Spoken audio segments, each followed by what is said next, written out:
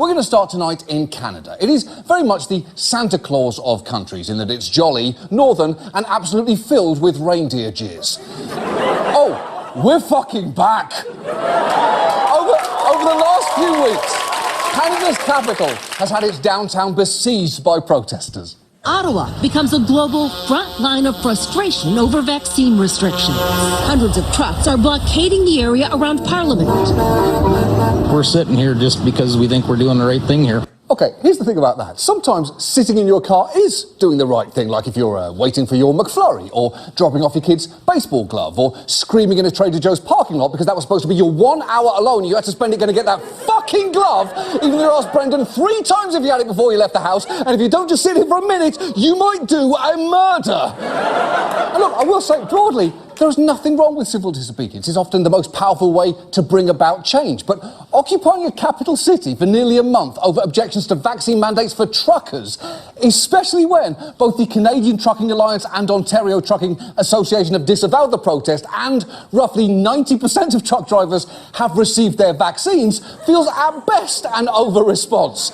And it sure seems like there's more going on here because the protesters are now demanding an end to all COVID restrictions nationwide and the resignation of Justin Trudeau, and they've been cheered on by US Conservatives, with Fox devoting numerous segments to approving coverage of them, and one of the convoy's leaders, Pat King, being interviewed by Stu Varney. But it is worth noting that some of the organisers of this protest have strong views about issues other than COVID mandates. One of the convoy's de facto spokespeople has been Tamara Leach, who has ties to far-right groups in Canada and has been a leader within the Wexit movement, which I know sounds like the official campaign to have Westies refuse to participate in the National Dog Show after years of being unjustly overlooked. But it actually refers to a Western separatist movement that's called for Canada's prairie provinces to secede. And quick fun side note, Leach also sings with a band called Blind Monday. Would you like to hear them perform? Well, too fucking bad, you're going to.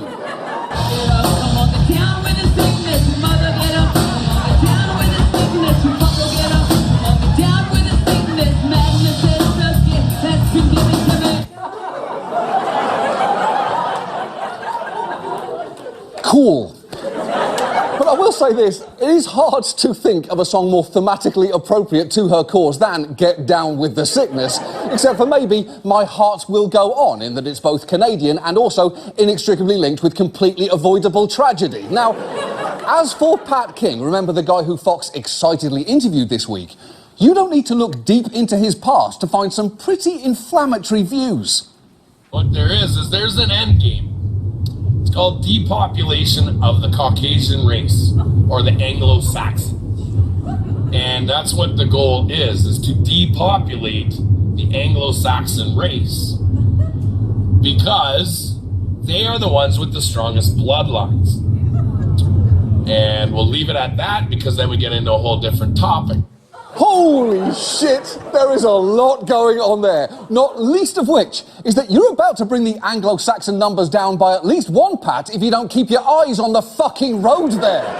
But also, let's just acknowledge, strongest bloodline is a remarkably bold claim from a man who looks like someone is slowly poisoning Guy Fieri. Now, in recent days, police have been arresting protesters and clearing blockades, so the protest may actually be winding down. But unfortunately, like COVID in the unvaccinated, some of the ideas behind it are massively infectious. There is talk of a US version of it happening, and copycat protests have already taken place in France, Australia and New Zealand, where they had a novel way of trying to clear the obstruction.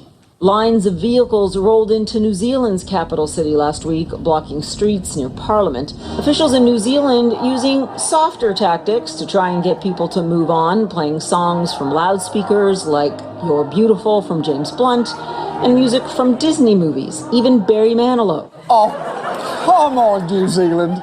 Playing James Blunt and Barry Manilow clearly is not going to cut it here. You're not going to move on people this angry with the actions of a bad wedding DJ.